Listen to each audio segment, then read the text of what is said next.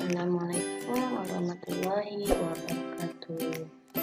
Sebelum kita lihat video pembelajarannya, jangan lupa di subscribe, like, share, dan komen ya.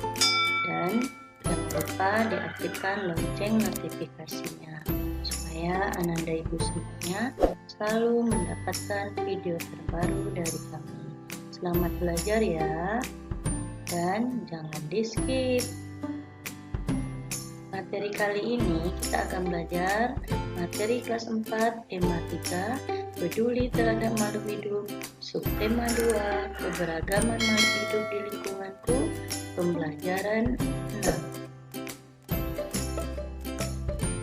Sebelumnya kamu telah berlatih bagaimana melakukan wawancara.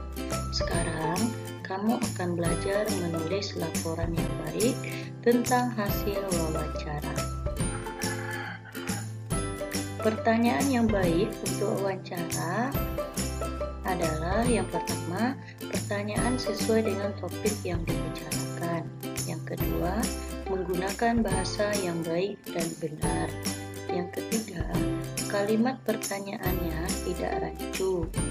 Nah, yang keempat, tidak memberikan pertanyaan di luar topik atau bidang narasumber.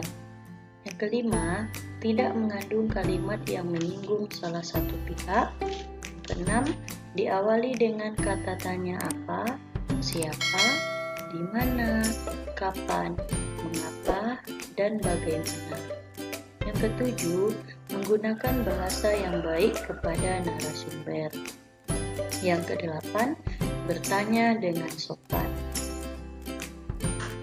Agar hasil wawancara maksimal, maka pewawancara perlu memperhatikan hal-hal penting berikut, baik sebelum melakukan wawancara, ketika melakukan wawancara, maupun setelah melakukan wawancara.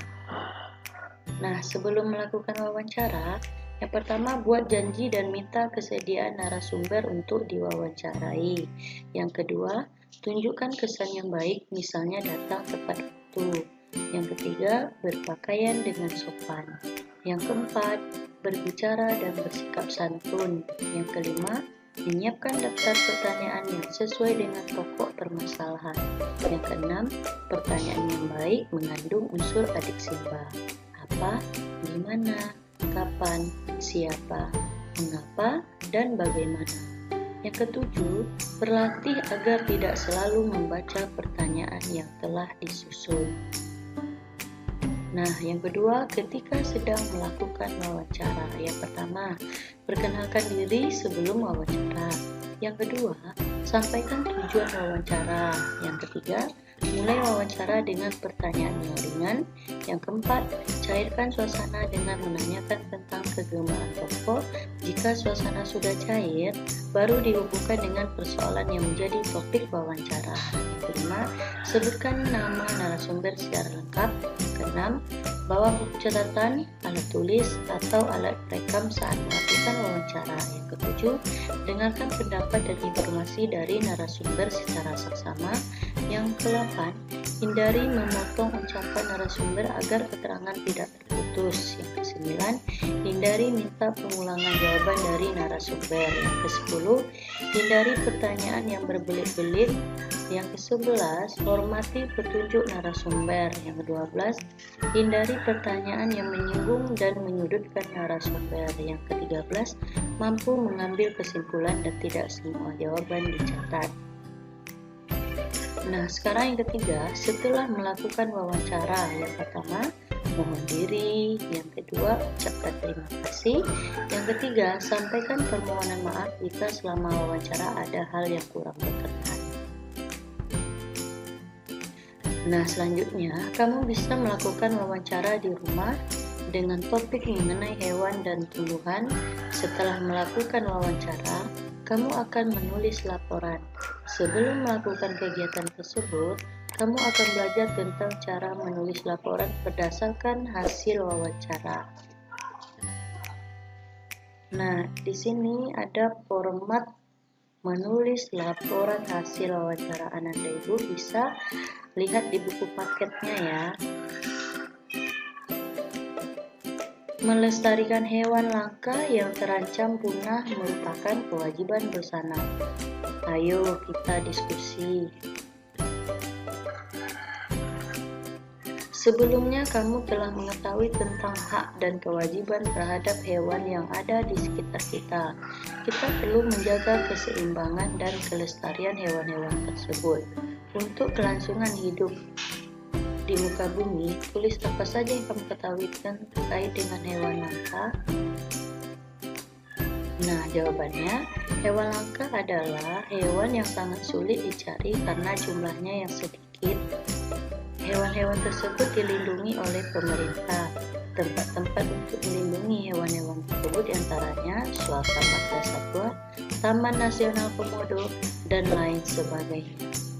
Contoh hewan-hewan langka yaitu badak bercula 1, penyu hijau, macan tutul, burung cendrawasih, dan lain.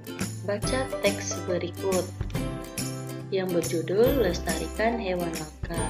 Pelestarian hewan langka bertujuan agar hewan tersebut tidak mengalami kepunahan. Kelestarian hewan sangat bermanfaat untuk kelangsungan hidup manusia.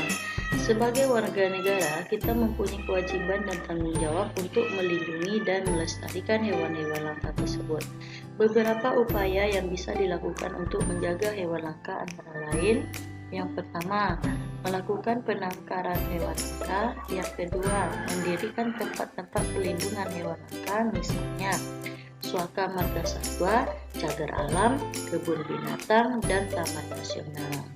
Dengan melindungi hewan langka, kita dapat yang pertama, menjaga keseimbangan ekosistem agar kehidupan di muka bumi tetap berjalan dengan baik. Yang kedua, melestarikan keanekaragaman hayati yang bermanfaat bagi ilmu pengetahuan dan masyarakat. Yang ketiga, memenuhi kebutuhan masyarakat, misalnya untuk bahan makanan dan obat-obatan.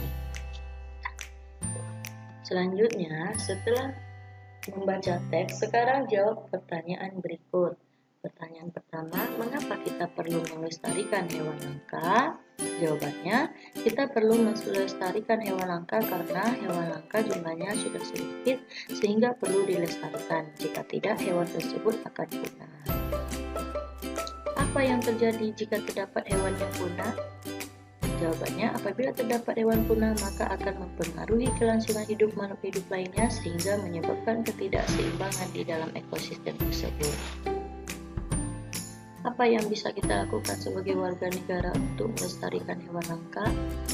Yang bisa kita lakukan sebagai warga negara untuk melestarikan hewan langka adalah menghimbau kepada masyarakat untuk peduli terhadap lingkungan dengan cara menjaga agar hewan tidak mengalami kepunahan. Apa yang bisa dilakukan sebagai warga negara untuk melestarikan hewan langka? Yang bisa kita lakukan sebagai warga negara untuk melestarikan hewan langka adalah menghimbau kepada masyarakat untuk peduli terhadap lingkungan dengan cara menjaga agar hewan tidak mengalami kepunahan. Tuliskan himbauanmu kepada masyarakat agar melestarikan hewan langka. Manfaat melestarikan hewan langka berarti melaksanakan kewajiban kita terhadap makhluk lainnya. Mari mulai saat ini kita peduli dengan kelestarian hewan-hewan yang ada di sekitar kita. Apa kaitan antara kewajiban sebagai warga negara dengan pelestarian hewan langka? Sebagai warga negara yang baik, kita wajib ikut dalam menjaga alam sekitar. Contohnya ialah hewan yang punah, kita harus berusaha untuk mencegah kepunahan supaya alam kita masih terjaga dan menjaga keanekaragaman flora dan fauna. Apa yang terjadi jika kewajiban tersebut tidak dilaksanakan? Jika kewajiban warga negara dalam pelestarian hewan langka tidak dilaksanakan, maka hewan akan mengalami kepunahan dan keragaman fauna akan berkurang. Nah, demikian video pembelajaran kita kali ini. Terima kasih. Tetap semangat walaupun belajar dari rumah. Assalamualaikum warahmatullahi wabarakatuh.